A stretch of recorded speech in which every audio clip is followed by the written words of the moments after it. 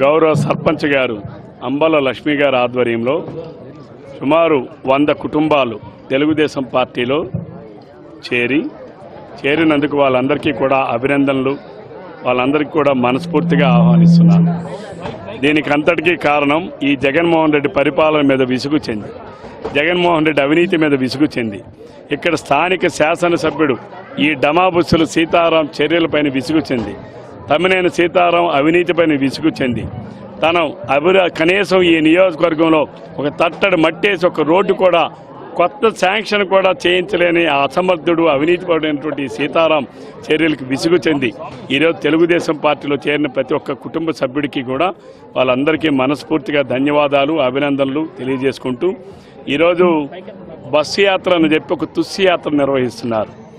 ఈరోజు ఇక్కడ ఇక్కడనే ఎచ్చెల నియోజకవర్గంలో చిలకపాలెం జంక్షన్ దగ్గర నేను అడుగుతా ఉన్నాను, ఏమయ్యా పోలీసులు ఎస్పీ గారు, వైసీపీ పార్టీ సభలా, తెలుగుదేశం పార్టీవి పార్టీ సభలు కాదా, లేదా జనసేన పార్టీవి పార్టీ సభలు కావా, సిపిఎం తెలుగుదేశం పార్టీ సభలు కావా, రోడ్డు మీద మేము కనీసం నడిచి వెళ్తామనంటే మాకు పర్మిషన్లు కావాలా, మేము కనీసం ప్రజలకి మేము కొన్ని తెలియచేసుకుంటామనంటే మాకు అనుమతులు కావాలా, మమ్మల్ని హౌస్ అరెస్టులు చేస్తారా?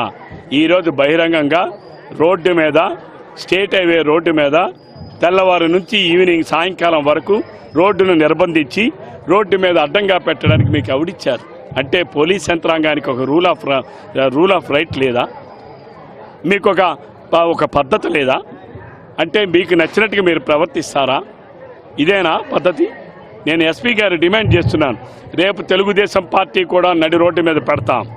ఆ రోజు కానీ పోలీసు చర్యలు దానికి ఈరోజు జరిగిన దానికి వ్యతిరేకంగా ఉంటే తప్పనిసరిగా ఆ రోజు తిరగబడతాం. ఇంతవరకు ఈ జిల్లాలో పోలీస్ యంత్రాంగాన్ని గౌరవించాం, పోలీస్ యంత్రాంగానికి సహకరించాం. మమ్మల్ని హౌస్ అరెస్టులు చేసిన, మమ్మల్ని గృహ నిర్బంధాలు చేసిన, మమ్మల్ని రోడ్డు పైన కనీసం ర్యాలీలు నిర్వహించకుండా అడ్డగించిన, కనీసం మా తాలూకా వాణిని వినిపించకుండా చేసిన ఎన్నాళ్ళు భరించాం, కానీ ఇక మీదట భరించే స్థితిలో లేదు.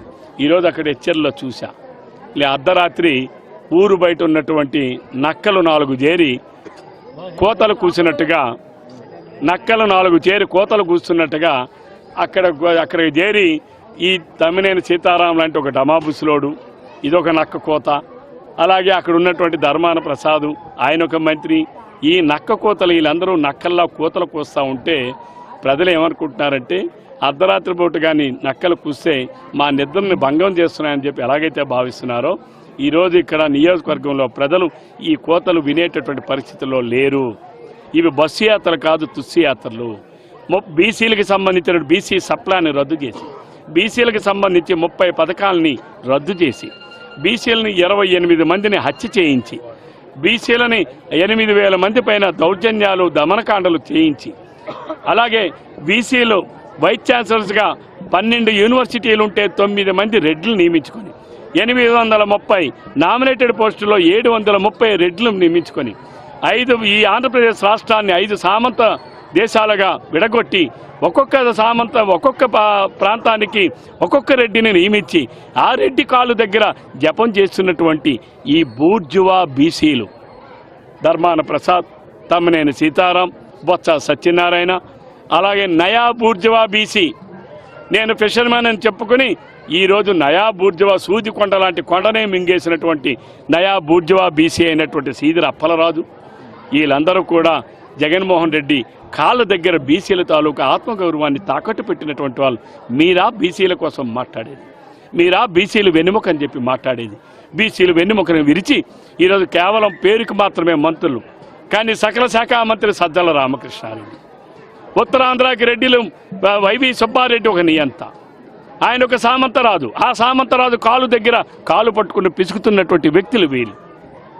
మీరు ఈరోజు రేపు జరగబోయే 2024 ఎన్నికల్లో ప్రజలు ఈ బూర్జువా బీసీలకి భరతం పట్టడానికి ప్రజలు సిద్ధంగా ఉన్నారని చెప్పి నేను తెలియజేస్తూ ఈరోజు తెలుగుదేశం పార్టీ రేపు రాబోయేది తెలుగుదేశం జనసేన ఉమ్మడిగా పోటీ చేసి రేపు ప్రభుత్వం జనసేన తెలుగుదేశం పార్టీ ఉమ్మడి ప్రభుత్వం రేపు అధికారంలోకి రాబోతుంది.